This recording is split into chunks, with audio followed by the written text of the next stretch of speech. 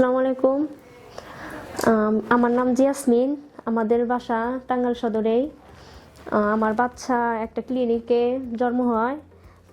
তার শ্বাসকষ্ট দেখা দেয়। আমরা সদর হাসপাতালে বাচ্চাটাকে ভর্তি রাখি। ভর্তি রাখার পরে একদিন রাখার পরে কোনো উন্নতি হয় না। সদর হাসপাতাল থেকে কোনো উন্নতি ছিল না, তার জন্য টাকা রিফাইড করছিল। আমরা জানতে পারি যে বুড়ো হাসপাতালে ওই আইসিইউ ব্যবস্থাটা করা আছে। আনার সাথে সাথেই বাবুর অবস্থা খারাপ হয়েছিল, আধা ঘন্টার মতো শ্বাস ছিল না। তারপর ওরে লাইফ সাপোর্টে নেওয়া হয়। 3 দিন লাইফ সাপোর্টে ছিল।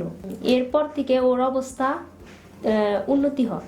আইসিইউ থেকে বের করার পর 6 দিন আমরা বাবুকে নিয়ে উঠেছিলাম। আল্লাহর রহমতে আমার বাচ্চা সুস্থ আছে। আমি বাচ্চার বাবা। আমি সদর হাসপাতালে থেকে আমি বুড়োতে ওই লিগে আইনে ভর্তি করছি। ওর অবস্থা খুবই খারাপ ছিল, ভয়াবহ ছিল। আমার বাচ্চার মনে করেন যে শ্বাসকষ্ট অনেক বেশি ছিল। পরে ডাক্তাররা বললো যে ওরে লাইফ সাপোর্টের মাঝে ওরে রাখতে হবে। তে আমরা বললাম যে ঠিক আছে, ওকে লাইফ সাপোর্টে রাখেন। আমার বাচ্চা 8 দিন আইসিইউতে ছিল। আইসিইউতে থেকে তা বাদে মনে করেন যে ডাক্তাররা মায়ের কোলে বেড়ে দিছে। এই ধরনের বাচ্চা ঢাকা রিফার করা, ঢাকা নিয়ে যাওয়া খুবই মনে করেন যে রিস্ক হয়ে যায়, নেওয়া খুবই রিস্ক হয়ে যায়। তাই আমি ঢাকা না নিয়ে বুড়ো হাসপাতালে ভর্তি করছি। আলহামদুলিল্লাহ বুড়ো হাসপাতালে অনেক সুন্দর একটা সেবা দেয় তারা। লাইফ সাপোর্টে বাচ্চা দিলি কলা মানুষ বলে যে বাচ্চা বাঁচে না, বাচ্চা তমুকখানে নিয়ে যাব। আসলে তা না। আঙ্গরে বাচ্চা লাইফ সাপোর্টে দিছিল, আলহামদুলিল্লাহ ভালো হয়েছে, সুস্থ হয়েছে। এই সমস্ত গুরজব মাসে ছড়ায়, এই সমস্ত গুরজবের মাসে কান দিবেন না আপনারা, না দিয়ে ডাক্তারের পরামর্শ মতোই আপনারা চিকিৎসা চালা যাবেন। আসসালামু আলাইকুম। আমি ডাক্তার রেজাউল করিম, বড় হসপিটালের এনআইসিইউ ডিপার্টমেন্টে ডক্টর হিসেবে কর্মরত আছি। আমি আজকে আপনাদেরকে যে বিষয়টা নিয়ে কথা বলবো সেটা হচ্ছে বেবি অফ জেসমিন নামে একটা পেশেন্ট আমাদের এখান থেকে আজকে ছুটি হচ্ছে, সেই বিষয়টার সম্পর্কে কথা বলবো। পেশেন্ট পার্টি থেকে জানতে পারলাম যে বাচ্চার জন্ম 18 তারিখে বিকাল 2টায় হয়েছিল। তারপর জন্মের পর শ্বাসকষ্ট শুরু হলে তারা টাঙ্গাইল সদর হসপিটালে অ্যাডমিট করায়। কিন্তু সময়ের সাথে সাথে বাচ্চার অবস্থা খারাপের দিকে গেলে সদর হাসপাতালে বাচ্চার অবস্থা সময়ের সাথে সাথে যে শ্বাসকষ্ট বেড়ে গেলে তখন সদর হসপিটাল থেকে ঢাকা রেফার করে। পেশেন্ট পার্টি আমাদের ওরা ঢাকা না গিয়ে আমাদের বড় হসপিটালে নিয়ে আসছিল। কিন্তু ওরা নিয়ে আসার সময় একটা ভুল করছিল, ওরা কোনো অক্সিজেন সাপোর্ট দেওয়া ছাড়া সরাসরি নিয়ে আসছিল, যার কারণে বাচ্চা লং টাইম অক্সিজেন না থাকার কারণে বাচ্চা একেবারে খারাপ হয়ে গেছিল। যখন বাচ্চাটা আমাদের এনআইসিইউ ডিপার্টমেন্টে নিয়ে আসে তখন আমরা বাচ্চাকে সাথে সাথে অ্যাটেন্ড করে দেখি বাচ্চার কোনো রেসপন্স নাই, কোনো হার্টবিট খুঁজে পাচ্ছিলাম না, কোনো শ্বাস প্রশ্বাস নিচ্ছিল না, অ্যাক্টিভিটি নাই। তখন আমরা ইমিডিয়েটলি বাচ্চাকে আমরা রিসাসিটেটের ব্যবস্থা করলাম, সিপিআর দিলাম 2 থেকে 3টা সাইকেল। তারপর হচ্ছে আমরা নিউ পাফ যে মেশিন আছে অত্যাধুনিক মেশিন, সেটা দিয়ে আমরা শ্বাস প্রশ্বাসের ব্যবস্থা করলাম। প্রায় 2 থেকে 3 মিনিট পর সিপিআর দেওয়ার পর দেখলাম যে বাচ্চার হার্ট রেটটা কিছুটা আগে থেকে ডিটেক্ট করা যাচ্ছে, 60 থেকে 70-এর মতন হার্ট রেট আসছে। তারপর আমরা আস্তে আস্তে অন্যান্য মেডিসিন দিয়ে হার্ট রেটটা বাড়ালাম এবং সাথে সাথে পেশেন্টটাকে আমরা ভেন্টিলেটর যেটা বলে ভেন্টিলেটর মেশিন, যেটাকে আমরা অনেকে লাইফ সাপোর্ট বলে, ওই মেশিনে দিলাম। প্রায় 19 তারিখ সম্পূর্ণ দিন, 20 তারিখ 21 তারিখ 3 দিন সম্পূর্ণ লাইফ সাপোর্টে ছিল।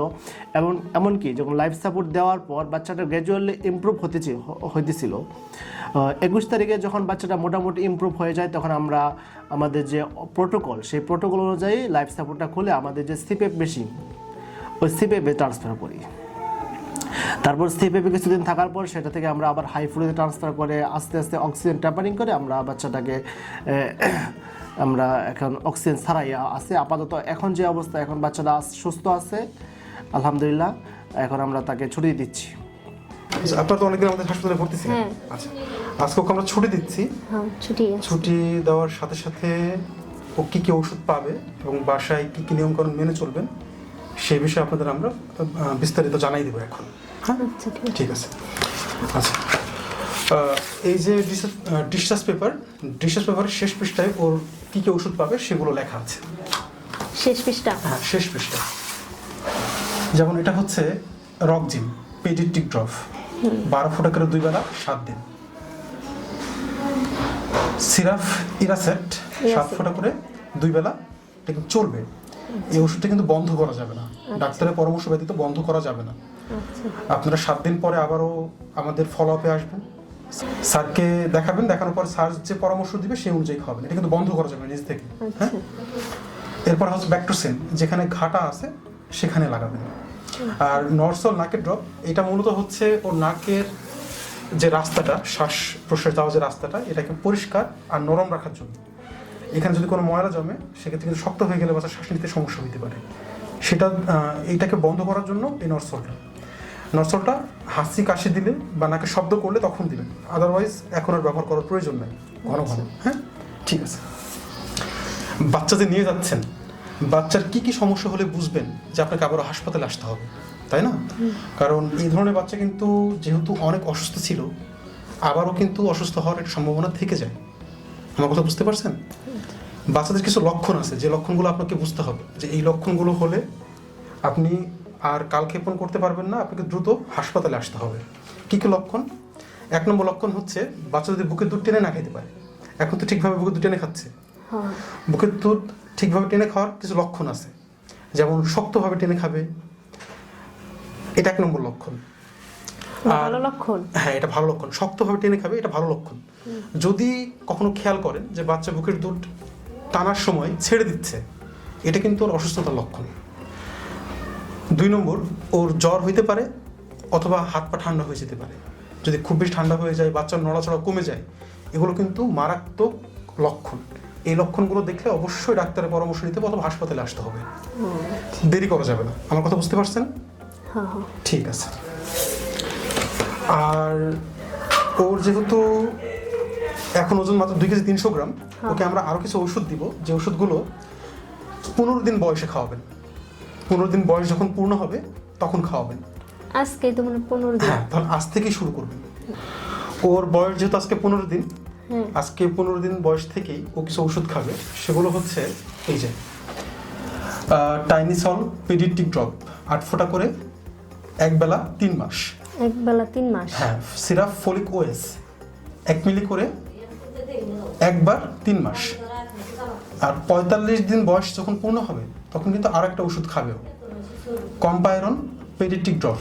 45 দিন যখন হ্যাঁ, পূর্ণ 45 দিন বয়স যখন হবে তখন এটা খাবে।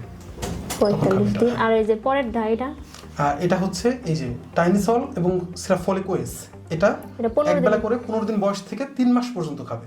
এই দুটো 15 দিন বয়স থেকে? হ্যাঁ, 15 দিন বয়স থেকে। আর এটা হচ্ছে 45 দিন বয়স থেকে 45। কম্পাইরনটা। আচ্ছা, এখানে কিছু নিয়মকানুন লেখা আছে, আমি আপনাদের পড়ে দিই, আপনি একটু শুনবেন। আচ্ছা। 6 মাস পর্যন্ত শুধুমাত্র বুকের দুধ খাওয়াবেন, 1 ফোঁটা পানিও না। এটা যেন মাথায় রাখবেন, ভালো হবে এটা। খাওয়ানোর পর নির্দেশ মতো ঢেকুর তুলাইতে হবে। ঢেকুর তুলানো অথবা এটাকে বলে বার্পিং করা। এটা যদি না করান, বাচ্চা কিন্তু আপনার পেট ফুলে যাবে, কান্নাকাটি করবে, মোচড় দিবে, লাল হয়ে যাবে, রাতে ঘুমাবে না ঠিকঠাক। বুঝতে পারছেন?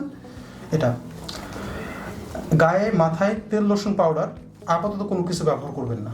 যদি খুব খসখসে হয়ে যায়, ডাক্তারের পরামর্শ নিয়ে যদি সমস্যা হয় তখন ব্যবহার করবেন, আপাতত কোনো কিছু ব্যবহার করার প্রয়োজন নেই। সুতির ঢিলাঢালা জামা কাপড় পরাবেন, কোনো টাইট বা সিনথেটিক কাপড় জামা কাপড় পরানো যাবে না। নাভিতে কোনো কিছু দেওয়ার প্রয়োজন নেই। নাভি যদি পড়ে যাবে, কিছু করবেন না। যদি কখনো দেখেন যে নাভির চারপাশে লাল বা নাভি থেকে দুর্গন্ধ হচ্ছে, এটা কিন্তু সমস্যা। এটা হলে অবশ্যই আপনাদের ডাক্তারের পরামর্শ নিতে হবে। সময় মতো টিকা শুরু করতে হবে। সাধারণত আমাদের দেশে 42 দিন বয়সে টিকা শুরু হয়। আপনাদের নিকটতম স্থান যেখানে টিকা দেয় সেখানে আগেই খোঁজ নিয়ে রাখবেন। যেহেতু এখন টিকার সাপ্লাই কিছুটা কম, তাই আগেই আপনারা খোঁজ নিয়ে রাখবেন। হ্যাঁ, ঠিক আছে। বমি করলে যে কোনো এক পাশে কাত করে রাখবেন এবং মুখের ভিতরে যে বমিটা আটকায় থাকবে সেটা পরিষ্কার সুতির কাপড় সহ আঙুল দিয়ে মুখ থেকে বের করে আনবেন। বমি মুখে থাকলে কিন্তু এটা সমস্যা হতে পারে বাচ্চার জন্য। আর বাকি প্রসেস কি পরীক্ষা করবেন কি না করবেন সেটা তো আমাদের স্যার আপনাদের বুঝাই দিয়েছে। তো সেই বিষয়গুলো আপনার সময় মতো অবশ্যই 1 মাস পূর্ণ হওয়ার আগেই কিন্তু এগুলো করে ফেলবেন। ঠিক আছে? ওকে।